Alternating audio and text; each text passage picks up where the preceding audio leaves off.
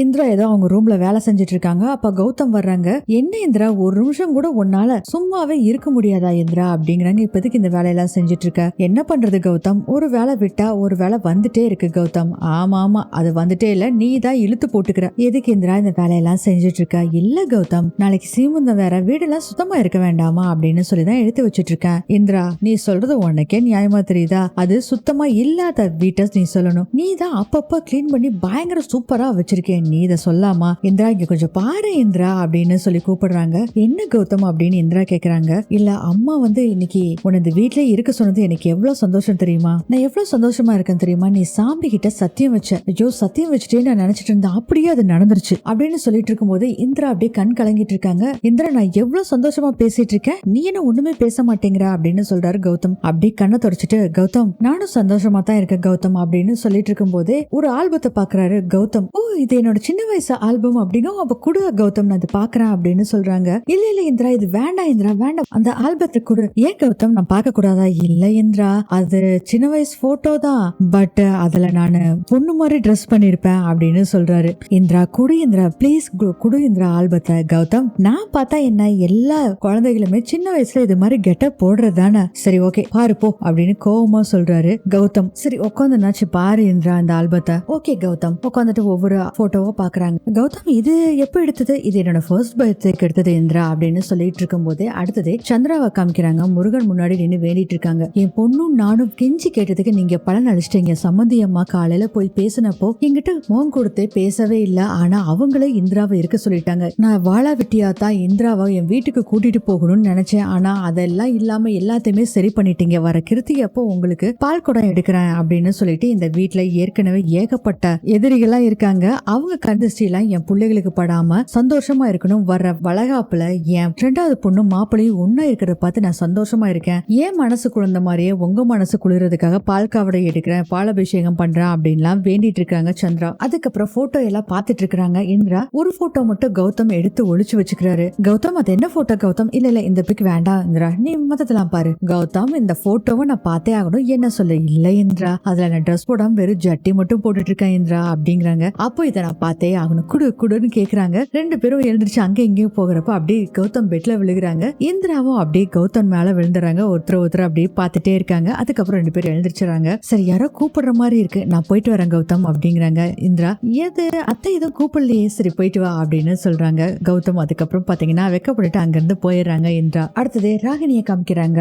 ராகினி இந்திரா ஹாஸ்பிட்டல்ல அட்மிட் ஆயிருந்தப்போ வேற பேசுறாங்களா ராகினி ஒரு நர்ஸ் கிட்ட. அந்த நர்ஸ்க்கு மறுபடியும் கால் பண்றாங்க. ராகினி, நான் ஹாஸ்பிட்டல்ல பின்பக்கம் தான் இருக்கேன், நீங்க வாங்க அப்படின்னு சொல்லிட்டு போனை கட் பண்ணிடுறாங்க. அடுத்தது இந்திராவை காமிக்கிறாங்க. இந்திரா மனசுக்குள்ள நினைச்சிட்டு இருக்காங்க, நம்ம இதுவரை திங்க் பண்ணது எல்லாமே போதும், இனி எதுவுமே திங்க் பண்ண வேண்டாம், நடக்கிறது அப்படியே நடக்கட்டும் அப்படின்னு சொல்லும் போது காவியா வர்றாங்க. ஏன் இங்கேயாடி நீ இருக்க, உன்னை எங்க எல்லாம் தேடுறது? இல்லக்கா, நான் சும்மா அப்படியே இங்க நின்னுட்டு இருந்தேன் அப்படிங்கிறாங்க. உனக்கு ஒரு விஷயம் தெரியுமா, இந்த ஹேமாக்கா இருக்காங்கல்ல, அவங்க அத்தை ரூம்ல போயிருந்தாங்க, பீரோ பக்கத்துல நின்னுட்டு இருந்தாங்க. நான் போய் என்னன்னு கேட்கும் போது ஒண்ணு இல்லைன்னு சொன்னாங்க, ஆனா அவங்க படபடன்னு வேர்த்து விறுவிறுத்து போயிருந்தாங்க. என்னக்கா சொல்ற?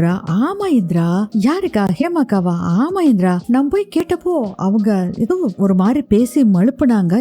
எனக்கு என்னமோ அவங்க தப்பு பண்ற மாதிரி தோணுது, சந்தேகமாவும் இருக்கு. என்னக்கா சொல்ற, உனக்கு சந்தேகமா இருக்காடா? ஆமா இந்திரா, அதனாலதான் இதை சொல்லலான்னு உங்ககிட்ட ஓடி வந்த. எனக்கு என்னமோ ராகினி அத்தைக்கும் ஹேமா அக்காக்கும் நடுவுல என்னமோ நடக்குதுன்னு நினைக்கிறேன். எனக்கு என்னமோ தப்புன்னு மனசுக்குள்ள அடிச்சுக்குது, அதான் நானே யோசனை பண்ணாம உன்னை தேடி வந்துட்டேன் இந்திரா. நீ தான் எல்லாம் பாத்துக்குவேன்னு உங்ககிட்ட சொல்ல வந்த இந்திரா. சரிக்கா, நான் எல்லாத்தையும் பாத்துக்கிறேன், நீ போ அப்படின்னு சொல்லும் போதே, இல்ல இந்திரா, சுபாக்கா தான் அடிக்கடி சொல்லிக்கிட்டே இருப்பாங்க, எல்லாரும் நல்லா இருந்தா அவங்களுக்கு பிடிக்காதே, எனக்கும் நம்ம குடும்பமா இருந்து சந்தோஷமா இருக்கிறது அவங்களுக்கு பிடிக்காதுன்னு நினைக்கிறேன், அதனாலதான் உங்ககிட்ட சொல்ல ஓடி வந்த இந்திரா. அக்கா, நீ எதை பத்தியுமே கவலைப்படாத, நீ நிம்மதியா போய் தூங்கு, சரியா? ஓகே இந்திரா அப்படின்னு சொல்லிட்டு அங்க இருந்து போயிடுறாங்க காவியா. அடுத்தது ராகினியை காமிக்கிறாங்க. அந்த நர்ஸ் வர்றாங்க. என்ன கேட்டது கொண்டு வந்துட்டியா? கொண்டு வந்துட்டேன் மேடம், இந்தாங்க அப்படின்னு அந்த மாத்திரையை கொடுக்குறாங்க. அதை அப்படியே பாத்துட்டு இருக்காங்க. மேடம், இது சாதாரண பிரஷர் மாத்திரை மேடம், இதை வச்சு நீங்க என்ன பண்ண போறீங்க? ஒருத்தரை போட்டு தள்ள போறேன் அப்படின்னு சொல்றாங்க. என்ன மேடம் சொல்றீங்க? ஆமா மேடம், சாதாரணமா இது ஹை பிரஷர் மாத்திரை மேடம், இது டேப்லெட்டை சாப்பிட்டா பிரஷர் நார்மல் ஆகும் அப்படின்னு சொல்றாங்க. சரி, இதே நார்மல் பிரஷர் இருக்கவங்க சாப்பிட்டா லோ ஆயிரும். லோ ஆகும் மேடம். சரி, லோ ஆனா என்ன ஆகும்? மயக்கம் வரும் மேடம். அந்த மயக்கம் மட்டும் எனக்கு போதும். அப்புறம் இன்னொரு கேள்வி கேக்குறேம்மா உங்ககிட்ட, ஒருத்தவங்க மயக்கம் போட்டு விழுந்தா என்ன பண்ணுவ? ஒரு நர்ஸ சொல்லு பாக்கலாம். அவங்களுக்கு உடனே குளுக்கோஸ் சேர்த்துவோம், பிளட் ஃப்ளோ அதிகம் ஆகிறதுக்காக. மேடம், அதுல என்ன மேடம் போட்டு தள்ள முடியும்? நீங்க நீ நர்ஸுக்கு படிச்சியா இல்லையா அப்படின்னு கேக்குற. கேக்குறான் ராகினி. ஏன் மேடம் இப்படி கேக்குறீங்க? இப்போ ஒருத்தருக்கு ட்ரிப்ஸ் ஏத்திட்டு இருக்கப்போ அதுல காத்து உள்ள போச்சுன்னா என்ன ஆகும் மேடம்? ஏர் அரெஸ்ட் ஆகி ஹார்ட் அட்டாக்கே வந்து இறந்துருவாங்க மேடம். அதத்தான் செய்ய போறேன் நான் இப்போ. எப்படி எங்க ஆரம்பிச்சு எங்க முடிச்சும் பாத்தியா அப்படிங்கிறாங்க ராகினி. ஐயோ மேடம் நீங்க பயங்கரமான ஆளு மேடம், நம்மள விடுங்க சாமி அப்படின்னு இருக்காங்க அந்த நர்ஸ். மேடம் இத்தனை பிளான் போடுறீங்களே, அப்படி யாரதான் நீங்க போட்டு தள்ள போறீங்க? சரி நீயும் தெரிஞ்சுக்கிறது நல்லதான். என் அக்கா மக காவியா 5 மாசம் முழுகாம இருக்கா. அவ குழந்தைய சாகடிக்கணும். ஆனா இதுக்கு மேல அந்த குழந்தைய அழிக்கிறது கஷ்டம். அதனால காவியாவே சேர்த்து மேல அழுப்பினாலும் முடிவு பண்ணிட்டேன். இப்ப யாருக்குமே தெரியாம முடிச்சிடலாம் வேலைய. எப்படி முடிச்சிடலாமா அப்படின்னு சொன்னோடனே அந்த நர்ஸ் வந்து பயந்துக்கிறாங்க. ஏன்னா பிரெக்னெண்டா இருக்காங்க, பாவம் மேடம் அப்படிங்கிற மாதிரி பாத்துக்கிட்டு இருக்காங்க. அங்க ஒருத்தி தோண்டி துருவறதுக்குனே ஒருத்தி இருக்கா. அவளை சரி கட்டினாவே போதும். மேடம் நீங்க பயங்கரமான ஆளா இருக்கீங்க மேடம், நான் நினைச்சதை விட.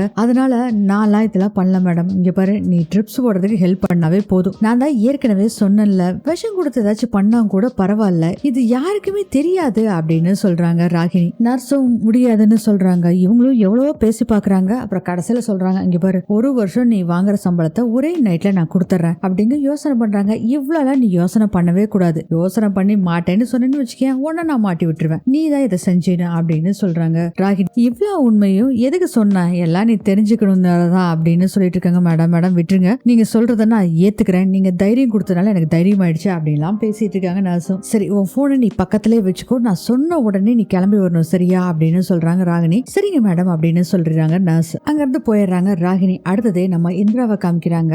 ஜெயா ரூம் முன்னாடி நின்று பாத்துட்டு இருக்காங்க. அக்கா சொன்னது உண்மையா இருக்கணுமோ, அந்த ராகினி ஹேமா 2 பேருமே ஒரு கூட்டு களவாணிக்குதான், இது மாதிரி செய்யக்கூடிய ஆளுக்குதான். அந்த பீரோல என்ன இருக்கும் அப்படின்னு யோசனை பண்ணி பாத்துட்டு இருக்கும் போதே கரெக்டா அங்க ஜெயா வந்துடுறாங்க. சொடுக்கு போட்டு கூப்பிடுறாங்க. ஏ இப்ப எதுக்கு இங்க நிக்கிற அப்படின்னு கேக்குறாங்க ஜெயா. அது அது அது அது அது அது வந்து அத்த நான் சாப்பிட கூப்பிடுறதுக்காக வந்து அத்த அப்படின்னு சொல்லி திக்கி திக்கி பேசிட்டு இருக்கிறாங்க. இந்திரா, என்ன சாப்பிட கூப்பிட வந்தியா? நான் உங்ககிட்ட என்ன சொல்லி இருக்கேன், நாளைக்கு நான் சொன்ன மாதிரி நீ கிளம்பிடணும் சரியா?